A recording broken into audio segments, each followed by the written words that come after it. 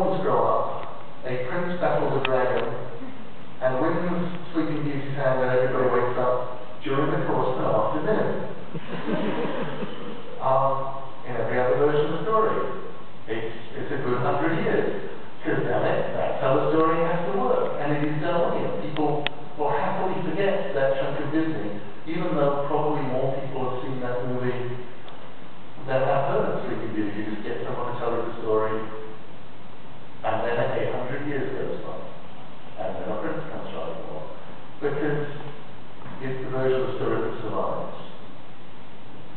So, do I think we have to be kind and good to our stories? Not really. Do I think there are things that you can do to classic stories which will be deeply offensive? Absolutely.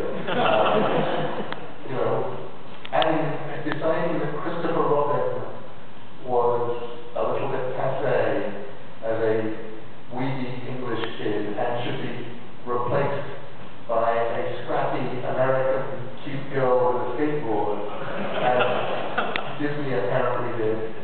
I'm not even sure if they've released the new set of cartoons. It's wrong. It's so wrong.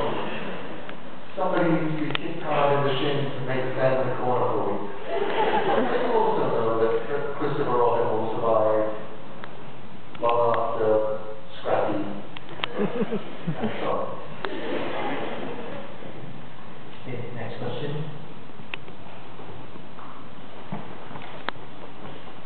Oh, I can talk for a minute. I actually do not talk. Hi, good afternoon. My name is Gaiman. Please share your work. What I always love about your work is that you manage to weave myths, legends, folklore, folk tales in pretty much every single aspect of your storytelling.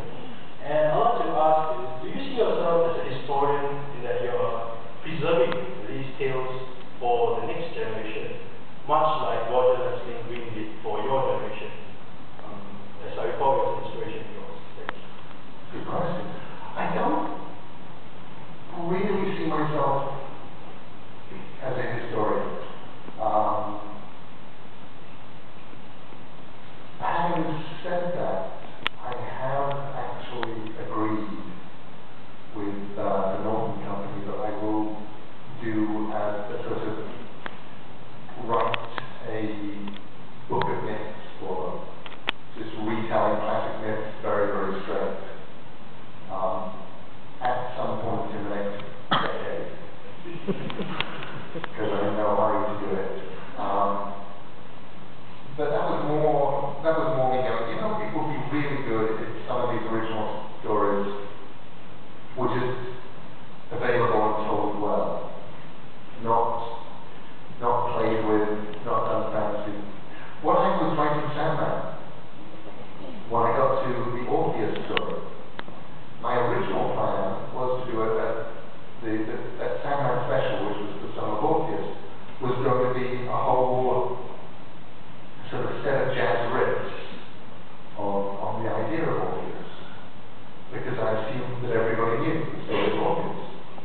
And then I found myself doing signings around America, and people would say, so what's coming up? And I'd say, well, I'm going to do Orpheus. And they'd say, Morpheus? I go, no, Orpheus. And they go, what? And I rapidly realized that there was no point in doing a jazz riff on a tune unless people knew the tune. So I did this. So the Song of Orpheus is me doing the original story of Orpheus very, very, very straight. Because I thought people need to know this in order for it to have any impact later on in the story. The things that happen here have impact all the way through the Sandman storyline. And I assumed people knew the story, and I'm learning they don't. So moments like that, I feel like I'm doing, I wouldn't call it a historian, but I'm doing the thing that people retelling stories have always done, which is you make it your own and you present it to a fresh generation. But mostly I'm just somebody who makes stuff up.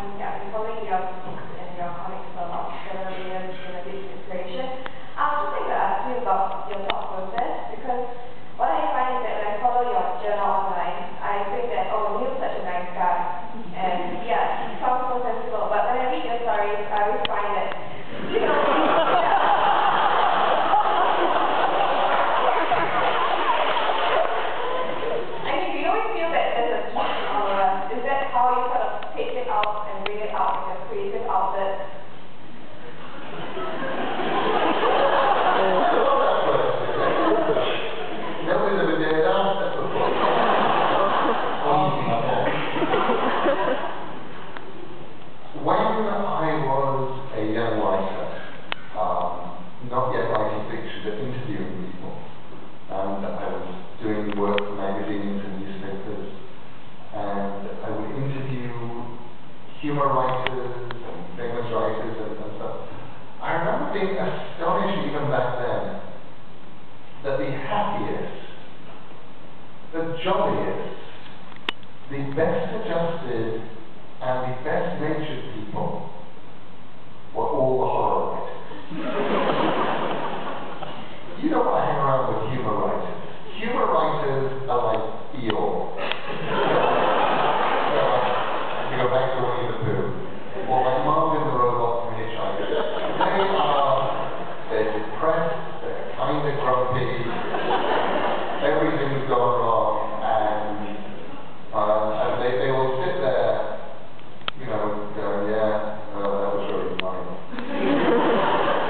Whereas the horror writers go, oh yes, look at all the eyeballs out. Oh, great scene. The rats in the intestines again. I definitely felt back then that it's probably much healthier to get it on the page than wandering around in my head where it could be terrible things. And turn into a humor writer. So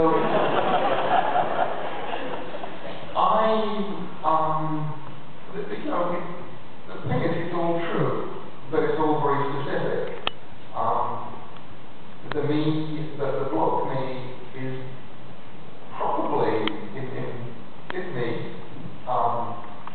It's a me that misses out lots of the bumpy bits, because you never see me wandering around my house in a ratty dressing gown, unshaven, in a foul mood because the story is not working, saying things like, where's my tea? I asked you to bring me a cup of tea, and I'm working, and I asked you, tea, where the hell is it?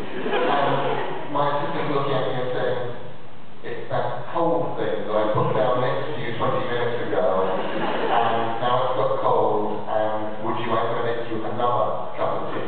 You go, yes. That's not